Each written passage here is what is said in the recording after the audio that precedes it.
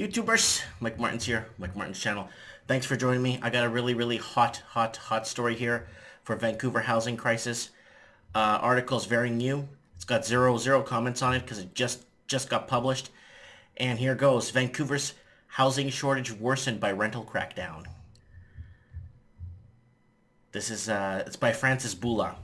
Here goes, people. While Vancouver City Hall hunts desperately for ways to create new housing, city staff have been shutting down dozens of illegal rental suites every day because of certain kinds of units still aren't allowed, even though vacancies continue to hover at zero and housing prices remain stratospheric. Mac Hartfield and his family know that. He, along with his brother and sister-in-law, bought a house a couple of years ago near Victoria Drive and 27th Avenue that had been built in 2012 with 2 basement suites and a laneway house. Mr. Hartfield, who has a company that creates concrete furniture and accessories, planned to live in one of the suites with his brother's family upstairs while renting out the 2 other units, a typical Vancouver solution in today's high-stress real estate market. But shortly after they moved in, city staff put a notice on their doors saying that their second basement suite was illegal, likely reported by an irate neighbor, Mr. Hartfield said. Yeah, like I told you guys, in Vancouver, your neighbors are I don't know what your relationship was with your neighbor. I had decent relationship with my neighbors because we were in rental suites. Everybody was in rental townhomes. But yeah, you know what I mean. If you there was a tenant with a year lease. She had to be evicted, Mr. Hartfield said. Nothing that, ironically, the tenant was a city employee who was distraught about losing her housing. That's gotta bring it close to home, eh? But even she had no luck trying to get some license from the city staff, though it was evident that other houses were being built nearby with the same format. They inspect, then they say, our hands are tied, even though I know a lot of spec builders are doing this, he said. Mr. Hartfield's family had spent money blowing up the walls in the basement to turn the 2 suites into one, a move that cost them money and reduced the income they could generate from the house. Now, Green Party councillor Adrian Carr is trying to get a start on fixing this problem. She has a motion going to council Tuesday asking staff to look into ways to legalize suites in 2 of the zones where they are currently outlawed in older neighborhoods. Here we are trying to create affordable housing, and we're making it less affordable by imposing rules that prejudicial, I think I said that right, said Mrs. Carr. That's just not fair. She acknowledged that owners in the zones she is targeting can make their suites legal by going through what's called a multifamily conversion dwelling process at the city. So anyone that's struggling with this, or having this problem, it's called a multifamily conversion dwelling. And it can be processed at the city. But that is incredibly expensive since it's meant to allow owners to stratify units once those kinds of renovations have been done. So the building standards and the requirements for fire separation and other protections are high. So there's always a price to pay when you want to make or you want to rent out suites, eh? Those kind of standards aren't in place for the average secondary suites in the single-family house that are now permitted everywhere. See, what I don't get, guys, it's not like we just came out of bedrock, like the Flintstones.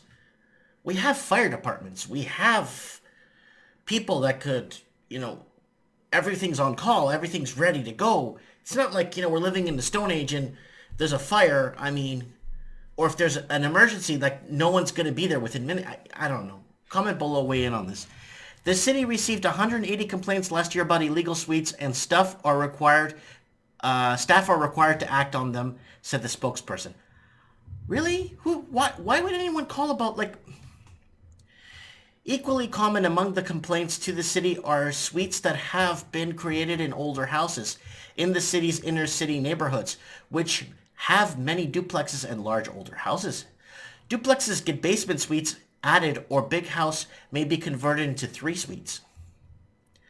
The suites created in those zones, which are called RT and RM zones in the city lingo, are also illegal, although the city encouraged that kind of conversion during the housing shortage of the Second World War. In 2002, the new Cope Council declared that the secondary suites were legal after a couple of decades of battle over them. Until then, they were permitted in some neighborhoods, but not others, depending on how those residents have voted when asked to approve basement suites. Wow, so complex. What's the deal with this? But the provision only provided for 1 suite per single family house.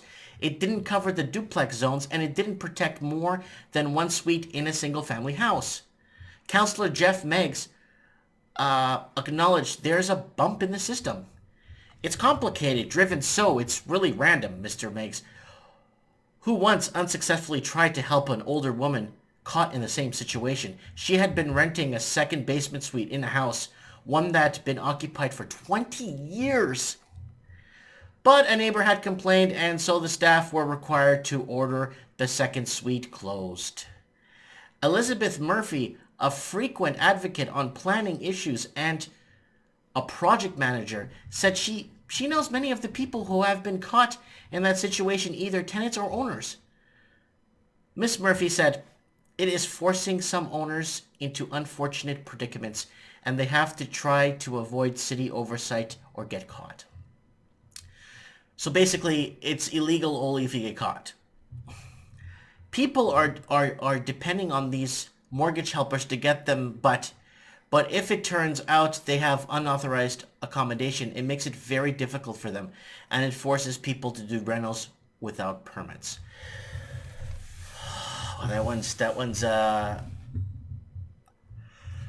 oh, it's getting late, people. It's getting late, but I want to make this video for you guys. A hot topic ban. I mean, this housing crisis is out of control. Look at this. The story. Toronto will outstrip Vancouver as Canada's hottest property market. Wow, in 2017. I'll read that one tomorrow if they read it. If they make an article for it. It looks like it's just a video. What do you guys think? Weigh in on this. I mean, people are being dependent on. So you got a street. You got a residential street. Half the street's empty. Half the street is occupied with tax-paying people going out, paying their taxes, working hard, and you got a couple of people renting out some suites, helping, making ends meet, and then they get complained on. So what do they want to do? Abandon the whole city? It's already bad enough that there's, 24,000 or 26,000 empty homes in Vancouver. I know they got to add more to, wow, this is, I don't know, guys, comment below. Let me know, fix my collar here. Let me know what you guys think on this. Weigh in, let me know. Because the vacancy continues to hover around zero, like literally around zero. And it's not, I mean, do what I did. Just leave the city. Leave the city, man. I came in, I bought a house, a freaking man, it's enormous. An enormous backyard on 3/4, almost 0.9 of an acre. And I've never looked back. Small towns are where it's at. Right now, a lot of the people leaving Vancouver are going to Kamloops, and they're going to Prince George, and they're going to Kelowna. So a lot of other cities to move to. A lot of Canadian proper are leaving Vancouver, like Canadian, like 3, 4, 5 generation Canadian are leaving Vancouver and making their way out into the smaller towns, and they're doing really well. So now with them, chasing down these poor tenants, trying to make ends meet, man. Anyways, did you think if they actually could afford to own a house, they wouldn't have bought their own house and not put themselves in this predicament where they have to rent an illegal suite, or the tenant that's renting it out, mortgage is so high that he has to make ends meet? I mean, I don't know. Comment below. It's all trickles down. It's all dominoes. And once the big domino falls, everything falls in line with it.